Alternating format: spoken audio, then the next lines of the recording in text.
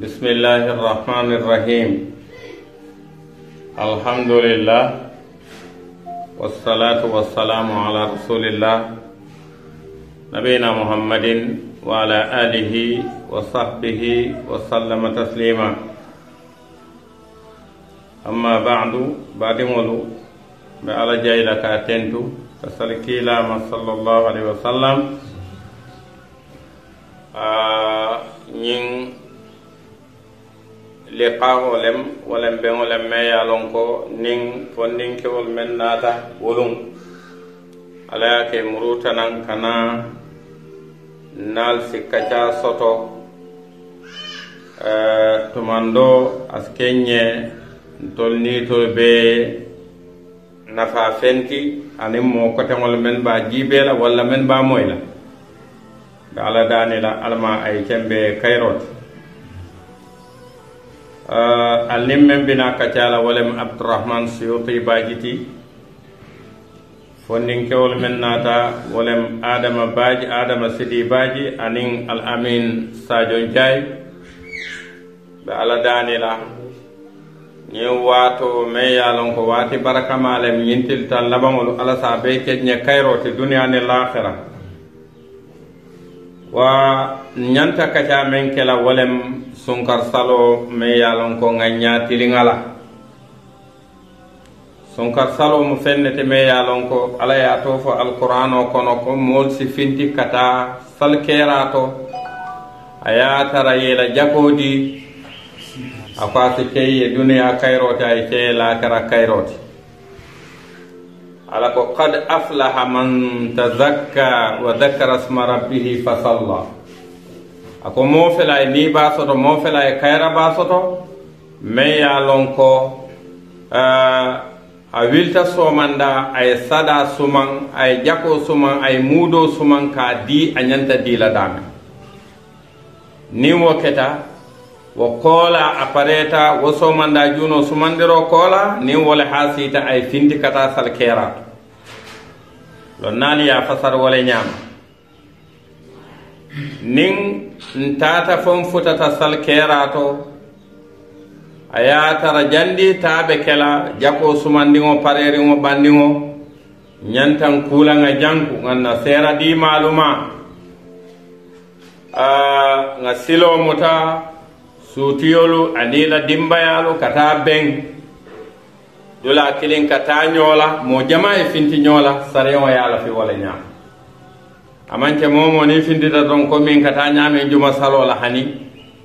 grupo le bita grupo doyle boten kana kamabe salkera aya tara ali alla sera di maluma ali do moroke fal kono fata insha Allah ali silo mutaliyata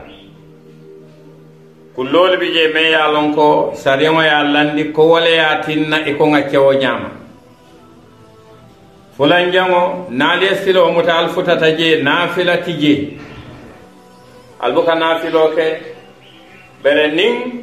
dulale me ya lon ko komi wulo kono mol ka sali wole to komi sate o bantala be nyanta ni futata dro yela kulo fene wala yela baso fene o kola yesi yeten yesi yetenku fo almamo ena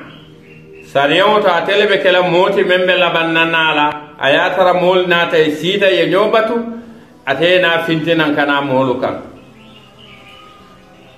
bara kol nala nyaka e kaje almamo le kana ay sika molubatu modi si suwo kono adiyate nyamendro yena findi yena ye almame tara e korontorimba safo ngak sali nim mol salta han kutubo ita alla moyla kutubo fana mu ku baleti sal kerato mol nyanta sila ya alla moy kato almamo bina fenne fola moliye me ya lon ko society la problème olem ka jara moliye bare mol ke kodi ka fenne tuje me ya lon ko nafa bale bije gagnole bije me ya lon ko awarta bare molu boka cawnyam nin almamo e arkam fula salindi wo arkam fulolu kabari woro lan jango ay dangi ay na kabar lulu a tara nyi wili kabaro dati je abeñin kabarol be kela o kola ayna karan fatiha kola ay soro karan menketa nadiyata ay soro karan menketa sabbih isma rabbikal a'la ani hal ataka hadithul ghashiya walla ay wakaran hal ataka hadithul ghashiya walla sabbih isma rabbikal a'la ayna was-shamsi wa duhaha was-shamsi wa duhaha karan wa kola na botaje doron ayna sele min barot walla ay wila ay lo ay kutubo ke moliye do ko babulu walla do ko tabulu asi kutubo ke no moliye anin kubi je me yalon ka kace adolem alfa folol ka ke bere mistake ko le bije abuka ke o kamma bi mol bele fatiyata bi mol bele kalo ko bi momo ibe hanyere hanina te fata da jame ko almamo sa tale bi tele be kutubo kele sa keno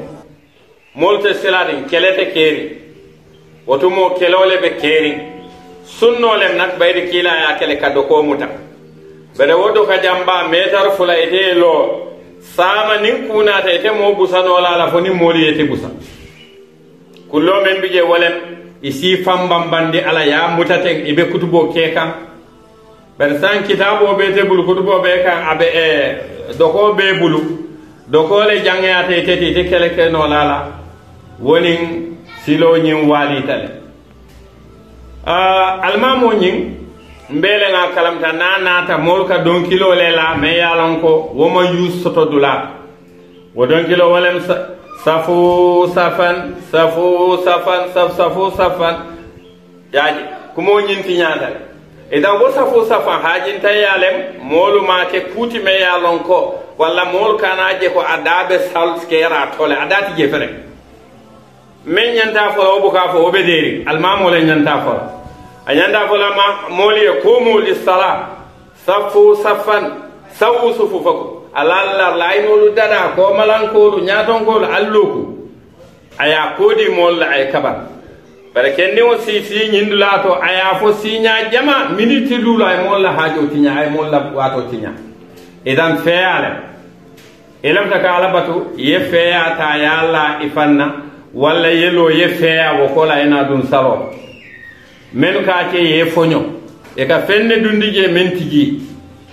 nak sonka salo nyen nin salo keta banta dron kutubo keta abanta molo nyanta janjanna ni lota e nyo konton mewol men famata nyola e bulo di nyola e duwata nyo e problem tije bare banna salo kewol nyanta tala nyame musol be nyanta tala wala nyam dindi wol nyanta tala nyame kebal be nyanta tala wala nyam kila ko hani muso membe jonko ngota nyanta tala salkera sallallahu alaihi wasallam hani muso memman dum fengo sota man sitifano sota pour kataje akwa kafinyo mentita woya fu fano la anaita bare baje la ko kewol katale dindin wol katale sunguto wol katale kewol musol bukata bare ngaji ki akwa nata karanalle la karola wala mol bukata ita fono la moliye ko atol fanaye ala alla musol bulayeta muskebal da malekata wolbe sirinda me buka moy mune kaf kirimba sobe kuma kam molbe wurla nyola bayri almamo pareta kutbol ida membi je wolem si nyoma ko sarengo akende ma nga taman nga nyoma ko kila ko hani musudinni wol muskebal ali fintindi yeta o mo atiye wolefo ako kila kantoli ya mari musudinni wolu ani muskebalu ani musol men ya lon ko ibe jonko ngoto ibe la ado jeka ibe finti kata salkera kata akoy ta mabe kayra bala membe salkera duwa men ka cije alaka jabele katu wolungole aldatita aliyal fambale birin tili tansaba koma so mandane wurarote malbuka dumoro ali dumoro ke juna dumondindoro ale wili aliyeta salkera wuraro fana aliye domoro aliyela al malaika ma kayra kolem ala ko malaikol ye allo aliyenna moolu jiba jibe kata ñamen salkera ni lota salkera to malaikol kallo ka fo ala jibe ñim mollem tol ko nin ala en tol kije walem kayroti akana ñinu kije ala ko hani mbe tolle kelaje e tolle be misro lola jang e tolle be ñi saayirol kela jang ka alqur'ano karanka jang alqur'ano e jina yeta salkerato yeta banna saloto yeta juma salola ñin le be kela jang bere malaikol to kela malaikol dula kilin alkaba kata wolet e kana ñin jaamingol to pour kan tolu jiben kamune kije ntollin ginol idan nga duwaje mol ñoye nga ñoo konton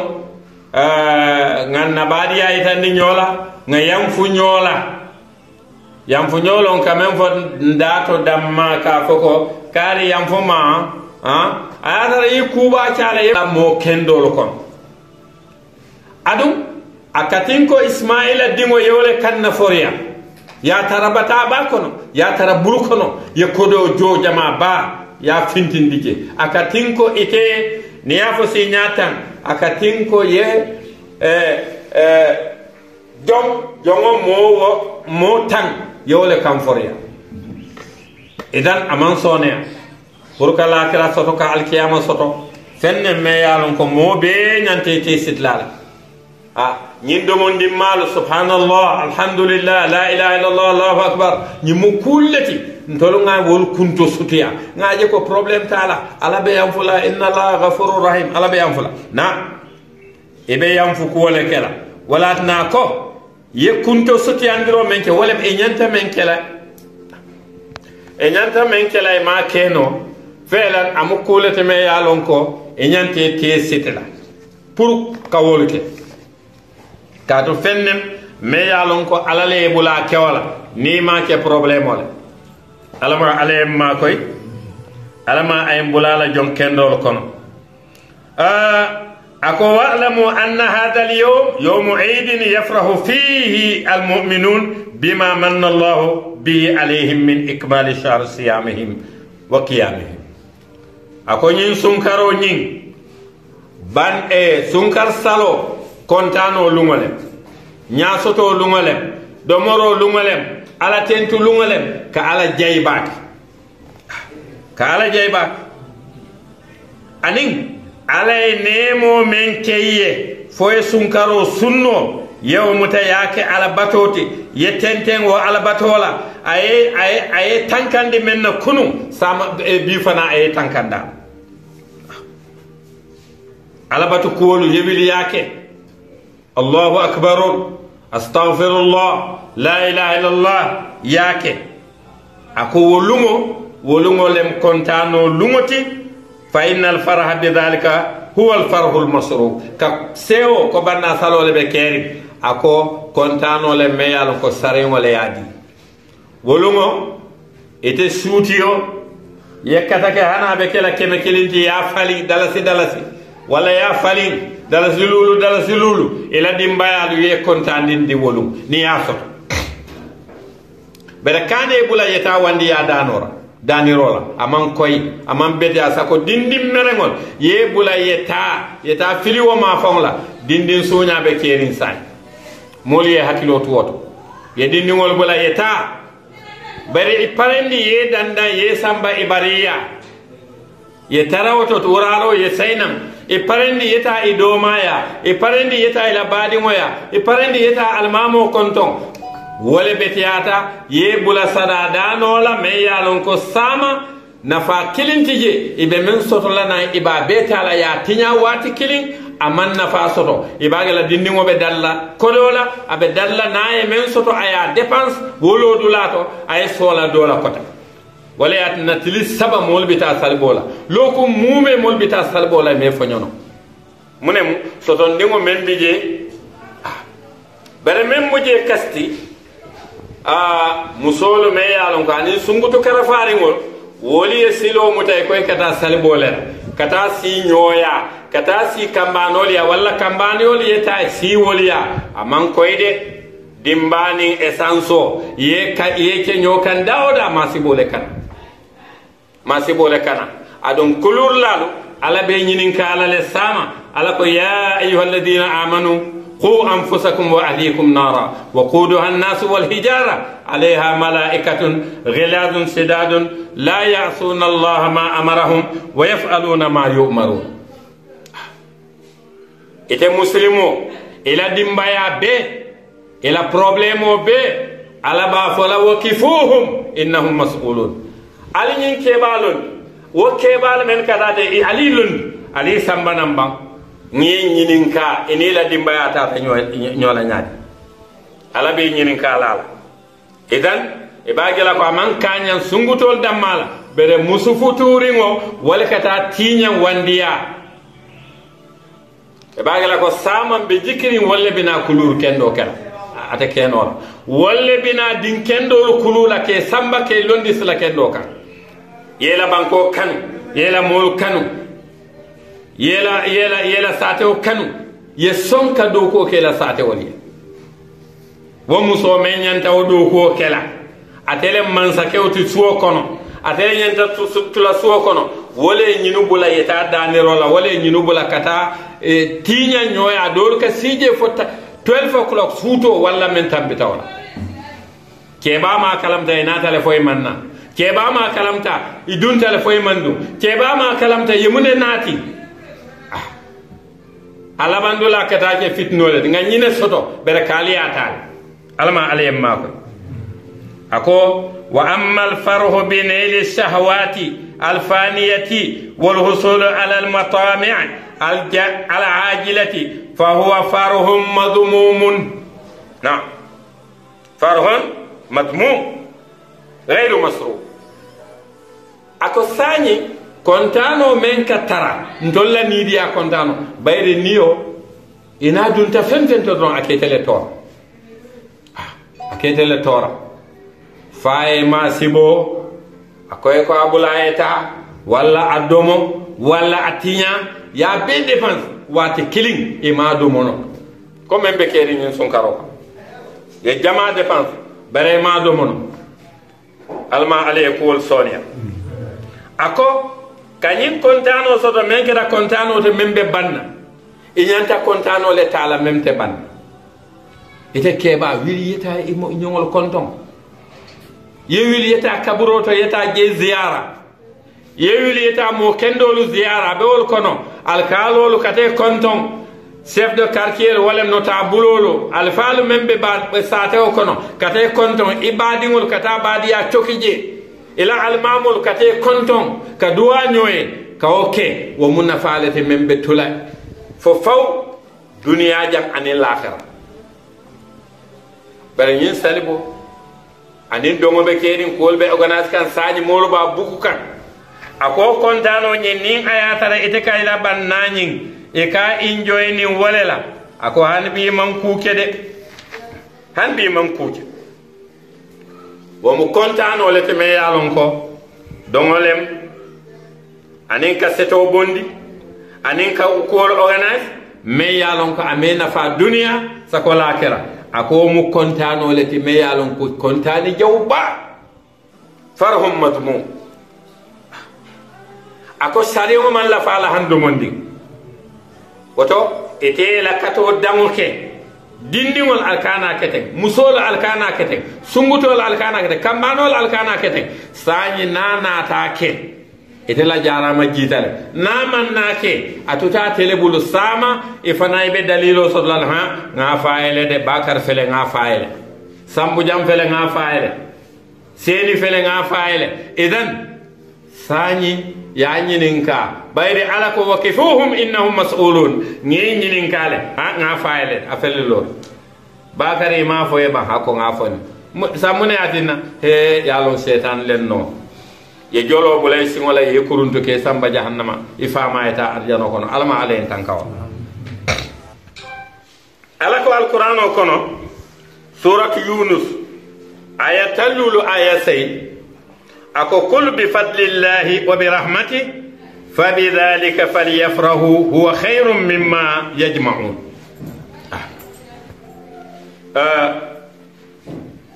Allah subhanahu wa ta'ala ako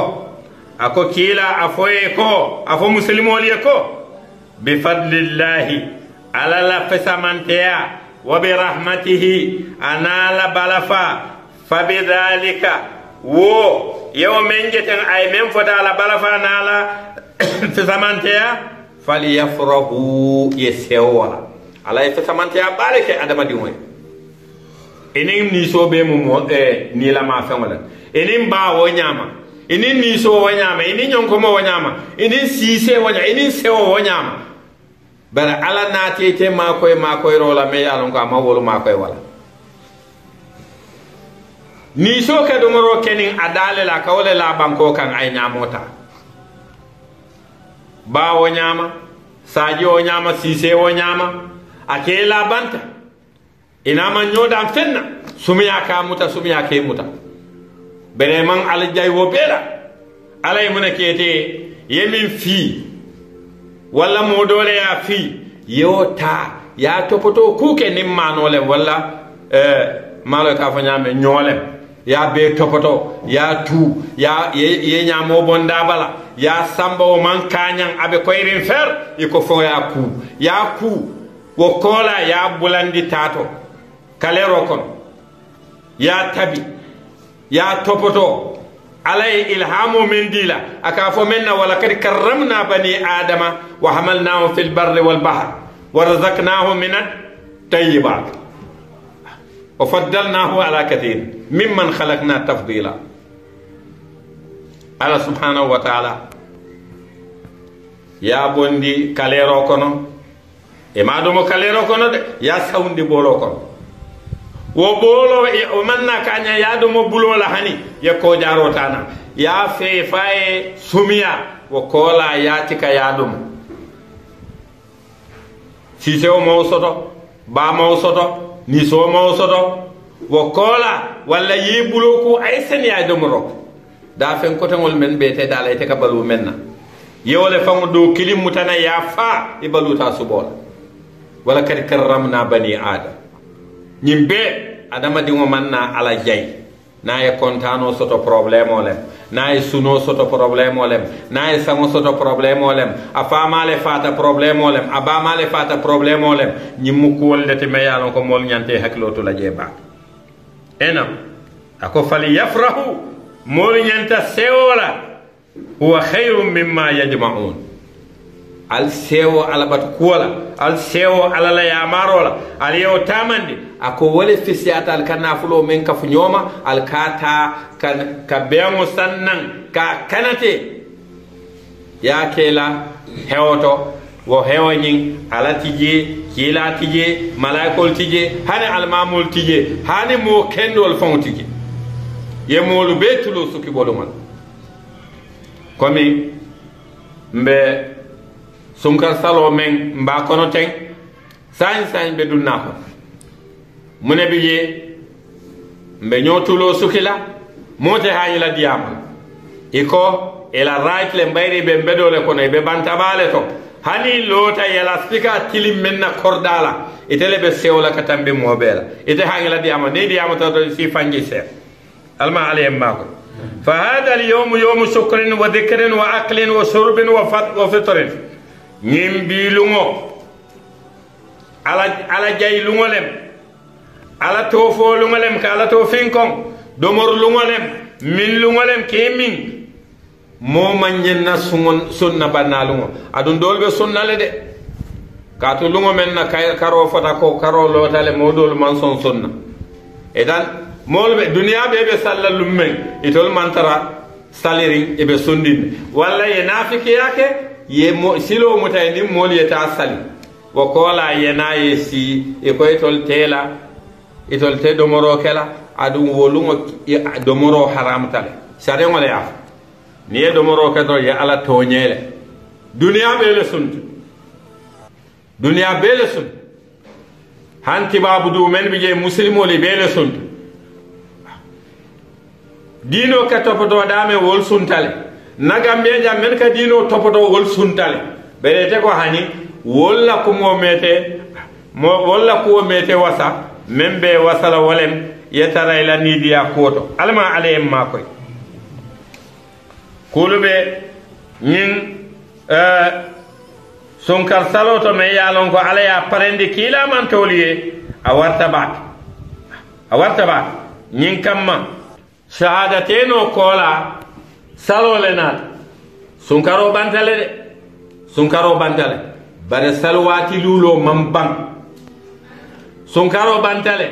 bare sunna sungo mambang tenewonin aramiso ka sun amambang kalunjibe ye kontane ye sun ala kamma amambang kila ko momo kontanta ye sun e ko samante be sunnal isunta fotilo boyta yele sumote ala be nin jahannama temo sanji tan woro la baluo abewol tamu abewol kala tem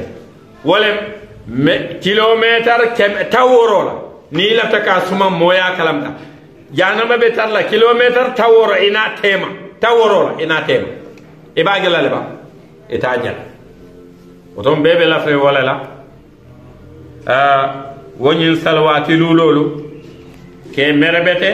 ke anin ka sumo ke karami sosun anin telengo anin kariwo kar telisaba tel tannin kilin tel tannin fula tel tannin saba wala yake tel tannin kilin ye fonyo tel tannin fula yake til tannin saba ye fonyo til tannin nani yake til tannin lulu ay daw til sabo ban barajo men biye momalo adanta nyamen kila ka ke nun sallallahu alaihi wasallam wonyin til ta nyin til sabo kari o kari e ka fa e ayyamul bid alala lum koyol wonyin sumoni aka tarale karobe lorin tek abe diari jandi mol be la dron karonata woto sumoni ala problème mambang inshallah musi sunno wati alama ale makoy alma ale sutra na badi mol bijam me yalon ko na alfalulem inshallah tolle kanyi jami wala misro nyim balundi wati birena ka tafsiro la kijang dola jang misro ko no wati bele bi nata sawndi nyin rekoto kam fo ninkewol men nata be jayla baaki be alfalu da ne la fana duwala ye duwaye bayre nyimbe futala dawda skeno te kundi ngote futala je bara skeno itol fana te futala je